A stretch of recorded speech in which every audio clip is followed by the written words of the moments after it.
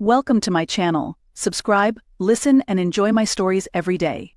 I watch her through the window, the woman who once promised to stand by me through thick and thin. She's laughing, her head thrown back, her fingers entwined with another man's.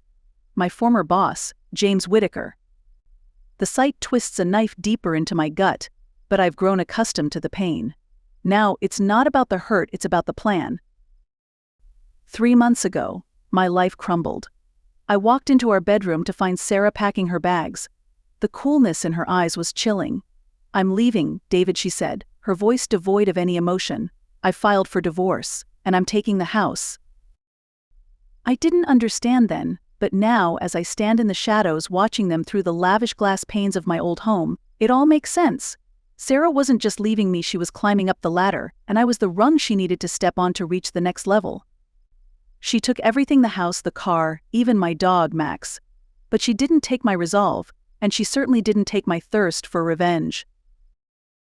I stepped back into the darkness, pulling my coat tighter against the biting wind. I've spent these months not wallowing in self-pity but planning, learning, and biding my time. My old job at Whitaker Industries might be gone, but my knowledge of its inner workings isn't. Tonight marks the beginning of my plan to take back what's mine and make them pay for what they've done. First, I need to get close to James. Luckily, I know his habits well enough. He's a creature of routine. Every Thursday he visits the Silver Oak, an upscale bar where the city's elite congregate. It's the perfect place for a seemingly accidental meeting. I arrive early, securing a seat at the bar. The Silver Oak exudes elegance: crystal chandeliers, mahogany woodwork, and the soft murmur of money and power. I order a whiskey, neat, and wait. The bartender slides the glass over, giving me a curt nod. I take a sip, feeling the liquid courage burn its way down my throat. At precisely 8:15 p.m., James walks in. He's wearing a tailored suit, his blonde hair slicked back, exuding confidence. He doesn't notice me as he makes his way to his usual corner, nodding to familiar faces. I take my chance, sliding off the bar stool and approaching him with a casual air. "James," I say, forcing a smile. He looks up, surprise flickering in his eyes before it's replaced by a guarded expression. "David, this is unexpected." "I was in the neighborhood," I lie, shrugging. "Thought I'd grab a drink. Mind if I join you?" He hesitates but then gestures to the empty seat across from him. "Sure, why not?" I sit down, maintaining my relaxed demeanor. "How's the company? I hear things are going well." He smirks, clearly pleased. "Very well indeed. We've landed some major contracts recently." "Good to hear," I reply, swirling my drink. "I always knew you had the vision to take Whitaker Industries to new heights." James studies me, his eyes narrowing slightly. "What's this about, David?" I lean back, feigning nonchalance. "Just catching up. Can a guy be interested in the place he used to work?" He chuckles, but it lacks humor. "It's hard to believe you'd just catch up after everything that happened." I meet his gaze, letting a hint of my true emotions seep through. Losing everything has a way of changing your perspective. I've had a lot of time to think, maybe even reconsider some things. James raises an eyebrow. "Reconsider?" Maybe I was too quick to judge, too quick to walk away from the opportunities at Whitaker Industries. We both know I've got skills that could be useful. He leans forward, intrigued but cautious. "And why would I consider taking you back?" I smile, sensing the hook is set. "Because I can bring in clients you've only dreamed of. I've kept my contacts, James. People still trust me." James mulls this over, tapping his fingers on the table. "It's an interesting proposition. But what's in it for you?" "Redemption," I say simply. "A chance to rebuild what I lost. Maybe even surpass it." He sits back, a calculating look in his eyes. "I'll think about it." We finish our drinks in silence, the tension between us palpable. I leave first, offering a parting handshake. "Good to see you, James. I'll be in touch." As I walk out into the night, the first seeds of my plan firmly planted, I can't help but feel a grim satisfaction. This is just the beginning. Sarah and James took everything from me, but they have no idea what's coming. Back in my modest apartment, I pull out a notebook filled with scribbled notes, plans, and strategies. I cross out today's date and move to the next phase of my plan. Reclaiming my position at Whitaker Industries is just the start. They think they've won, but they don't realize they've only fueled my determination. Now, it's my turn to play the game, and I intend to win. The following week is a blur of preparation and anticipation. Every moment I'm not working at my dead-end job, I'm planning. I scour social media for information on Whitaker Industries, piecing together bits of gossip and news that might give me an edge. I review old contacts and start making calls, subtly floating the idea of a potential return. Most importantly, I prepare for my next encounter with James. By Thursday, I'm ready. I don my best suit slightly out of fashion, but still sharp, and head back to the Silver Oak. This time I arrive precisely at 8:15 p.m. James is already there, seated in his usual spot, nursing a scotch. I approach with a confident stride, and he glances up, a hint of a smile playing on his lips. "David," he says, leaning back. "Right on time." "James," I nod, taking a seat. "I assume you've had time to think about my proposition." He studies me for a moment, then nods. "I have. But there's something you need to know. Rejoining Whitaker Industries won't be easy. Sarah holds a lot of sway over the board, and she won't be thrilled to see you back." I force a smile, masking my inner turmoil at the mention of Sarah. "I'm not worried about Sarah. I'm here to do what I do best: bring in clients and close deals. If the board sees my value, she won't have a choice." James nods, seemingly satisfied with my answer. "All right, David, I'm willing to give you a chance, but you'll start at the bottom, prove your worth, and maybe, just maybe, you'll get your old position back." I extend my hand, and he shakes it firmly. "Deal." The next morning I walk into Whitaker Industries with a mix of nostalgia and determination. The sleek glass building feels both familiar and alien. The receptionist, a young woman named Lisa, greets me with a polite smile, her eyes flicking over my credentials. "Mr. Thompson, welcome back, Mr. Whitaker said to send you up to the 10th floor." I thank her and head to the elevator, my heart pounding in my chest. The 10th floor is a far cry from the executive suite I once occupied, but it's a start. The elevator doors open to reveal a bustling open-plan office. I spot a familiar face: Greg, an old colleague who always seemed to hover in the background, unnoticed but efficient. "Greg," I call out, and he turns, surprise lighting up his features. "David, what are you doing here?" "I'm back," I say, clapping him on the shoulder. "Seems they couldn't keep a good man down." He chuckles, shaking his head. "Well, it's good to see you. We've got a lot of work to do." The day passes in a whirlwind of meetings and paperwork. I familiarize myself with new clients and old projects, quickly finding my rhythm. By lunchtime, I've already made an impression, and whispers of my return start to circulate. As I grab a sandwich from the cafeteria, a voice interrupts my thoughts. "David Thompson, as I live and breathe." I turn to see Olivia, the sharp-witted marketing director who never minced words. She's accompanied by Marcus, a senior account manager known for his no-nonsense attitude. "Olivia, Marcus," I nod, trying to gauge their reactions. Olivia smirks, crossing her arms. "Didn't think we'd see you back here. What's the story?" "Redemption," I say simply, echoing the words I used with James, "and maybe a bit of unfinished business." Marcus raises an eyebrow. "Unfinished business, huh? Well, you've got your work cut out for you. Sarah's not going to make this easy." I shrug, keeping my tone light. She never did. But I'm not here for her approval. Olivia exchanges a glance with Marcus, then nods. "All right, Thompson, welcome back to the lion's den. Let's see if you can survive." The afternoon brings an unexpected encounter. As I'm reviewing client portfolios, a familiar scent of lavender perfume hits me, and I look up to see Sarah standing in the doorway. She's as striking as ever, her tailored suit immaculate, her eyes cold and calculating. "David," she says, her voice dripping with feigned surprise, "I heard you were back." "Sarah," I reply, keeping my tone neutral. "I didn't expect to see you so soon." She steps into the office, closing the door behind her. What are you playing at, David? This place isn't your playground anymore. I stand, meeting her gaze. I'm not playing, Sarah. I'm here to work. Same as you. She laughs, a bitter sound. Don't kid yourself. You're here to make trouble. But let me remind you, I'm the one in control now. Control is a funny thing I say, leaning against my desk. It can slip away when you least expect it. Her eyes flash with anger, but she quickly masks it with a smile. We'll see about that. Just remember, David, this is my house now. As she leaves, I take a deep breath, the confrontation leaving a bitter taste in my mouth.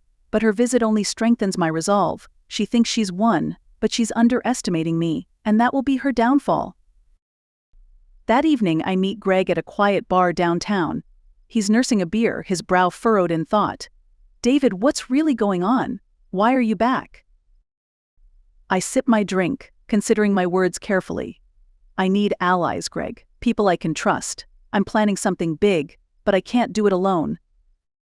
He raises an eyebrow. Planning what, exactly? Taking back what's mine, I say, my voice low, and making sure Sarah and James get what they deserve. Greg leans back, a slow smile spreading across his face. Count me in. With Greg on my side, I start to feel the tides turning. This is just the beginning. The pieces are falling into place, and soon it will be time to strike. As I walk back to my apartment, the city lights casting long shadows, I can't help but feel a surge of anticipation. The game is on, and I intend to play it to the end. They took everything from me, but now it's my turn to take everything from them. The following weeks are a blur of strategic maneuvers and careful planning.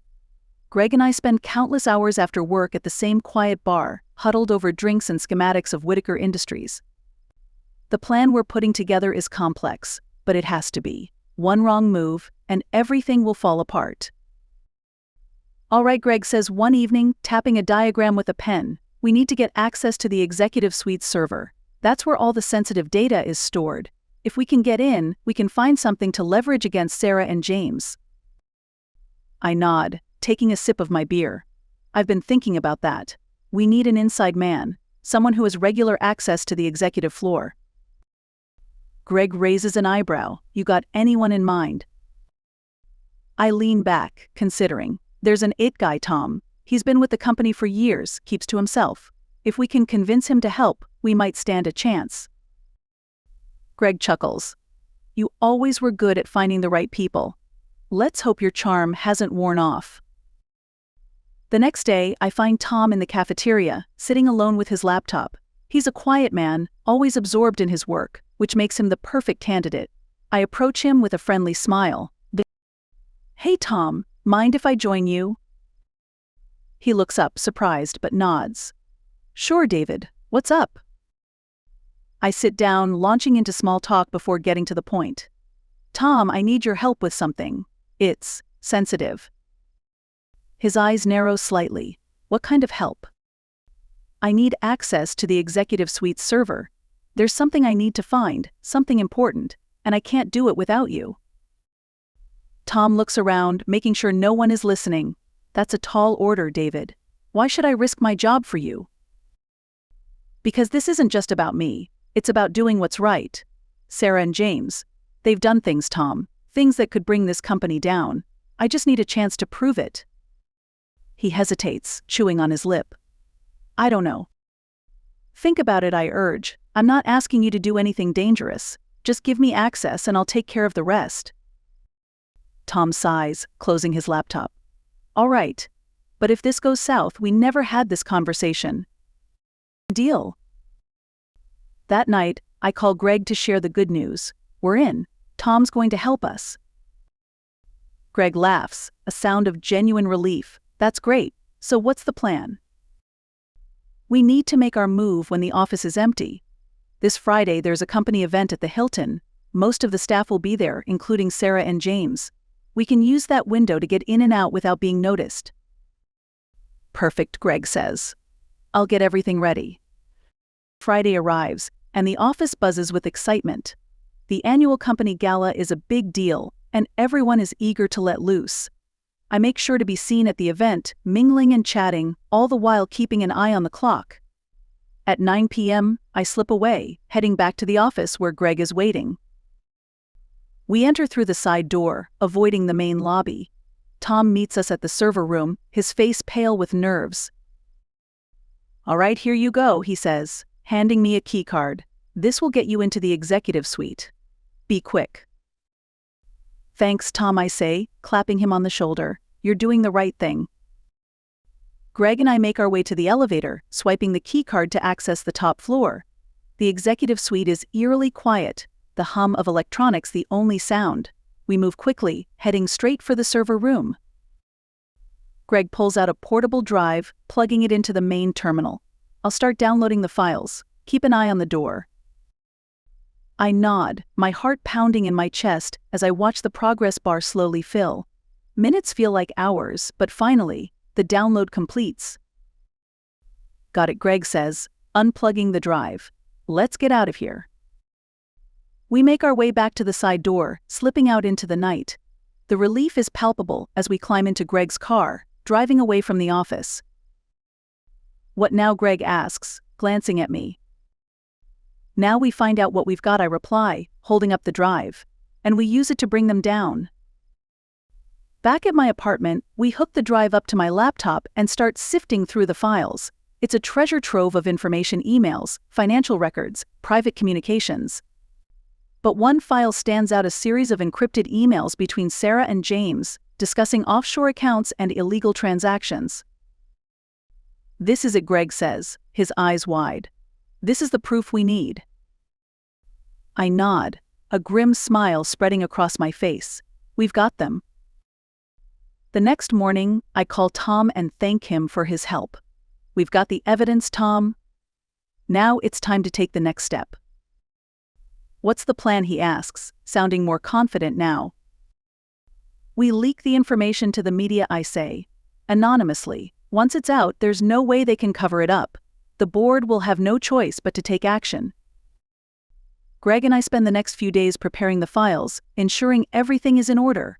Then, using a secure server, we send the information to a trusted journalist at the city's biggest newspaper. 3 days later, the headline hits: "Scandal at Whitaker Industries, CEO and CFO implicated in fraud." The article is damning, detailing the illegal activities and presenting the evidence we've uncovered. The fallout is immediate. The board holds an emergency meeting, suspending Sarah and James pending an internal investigation. The media frenzy is relentless, and the company's stock plummets. I watch the chaos unfold from my apartment, a sense of satisfaction washing over me. But this is only the beginning.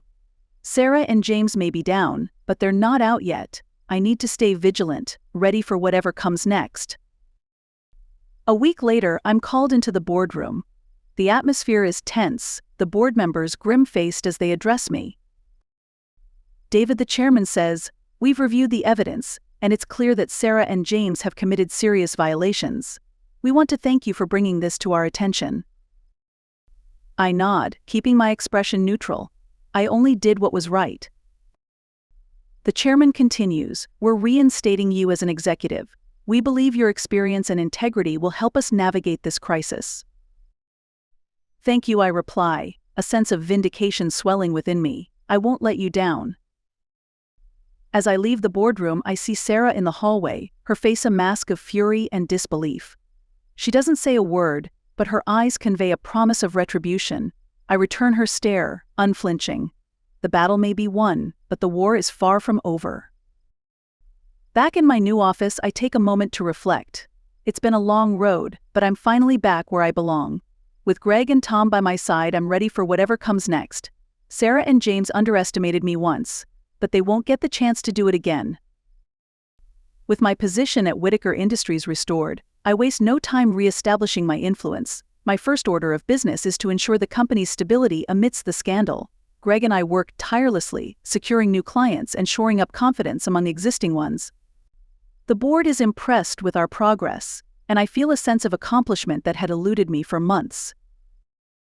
Yet, there's a persistent unease. Sarah's glare in the hallway lingers in my mind. I know she's plotting something. James, though suspended, is equally dangerous. Their combined cunning makes them formidable adversaries. I need to stay one step ahead. One evening, as I'm leaving the office, Greg calls me over. "David, we need to talk." We head to a nearby cafe, away from prying eyes and ears. Greg looks around before leaning in. "I've been hearing things. Rumors that Sarah and James are planning a comeback. They're leveraging their connections, trying to undermine the board's confidence in you." I nod, having anticipated as much. We need to find out what they're planning and stop them before they can act. Greg agrees, and we set a plan in motion. Our first task is to secure allies within the company. We start with Olivia and Marcus, who've proven themselves reliable and trustworthy. They're more than willing to help, their disdain for Sarah and James palpable. One evening, after hours, we gather in a conference room. Olivia spreads out a series of documents on the table. These are the internal memos and communications we've intercepted. They show a clear pattern of Sarah and James trying to manipulate the board. Marcus chimes in. "They're trying to orchestrate a vote of no confidence against you, David. If they succeed, they'll regain control of the company." I scan the documents, my anger mounting. We need to expose their plot before it gains traction. But we need solid evidence, something undeniable. Olivia nods. "I've got a lead. There's a meeting scheduled at Sarah's house tomorrow night. It's supposed to be a private gathering of key supporters. If we can record that meeting, we'll have what we need." Greg volunteers. "I'll go. I can get in and set up the recording devices. We'll have all the proof we need." The next night, Greg and I sit in a van parked down the street from Sarah's house, monitoring the feed from the hidden cameras he'd planted earlier. As the meeting unfolds, we listen intently, our tension mounting. Sarah's voice cuts through the chatter. "We need to act fast. David's making moves, gaining support. We can't let him solidify his position." James responds, his tone cold and calculating. "We'll use the vote of no confidence. Once the board sees our evidence, they'll have no choice but to remove him. We'll be back in control before he knows what hit him." I clench my fists, anger boiling over. "That's all we need. Let's get out of here." We retrieve the recordings and head to my apartment to review them. The evidence is damning, and I know it's time to make my move. The next morning, I call an emergency board meeting.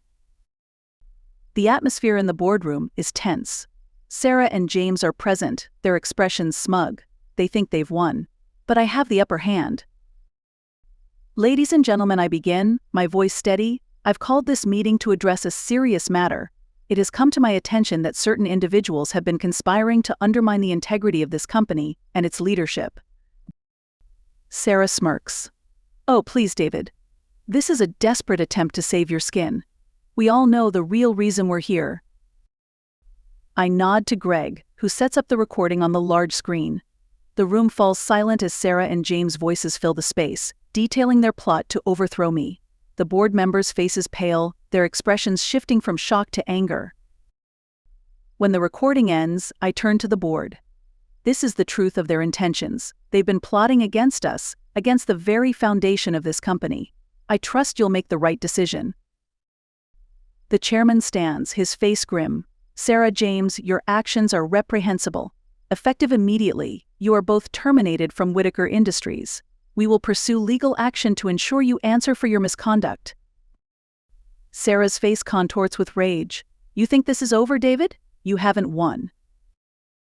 I meet her gaze, unflinching. "It is over, Sarah. You and James gambled everything and lost. Now, it's time to face the consequences." As they are escorted out, I feel a weight lift off my shoulders. The board expresses their gratitude, reaffirming their support for me. But there's still one more piece of the puzzle. Later that evening, as I'm reflecting on the day's events, I receive a call from an unknown number. I answer, and a familiar voice greets me. "David, it's Tom." "Tom? What's going on?" "There's something you need to know. Sarah and James had a contingency plan, something they didn't talk about in their meetings. They've been working with an outside party, someone who's been pulling the strings all along." My heart sinks. "Who?"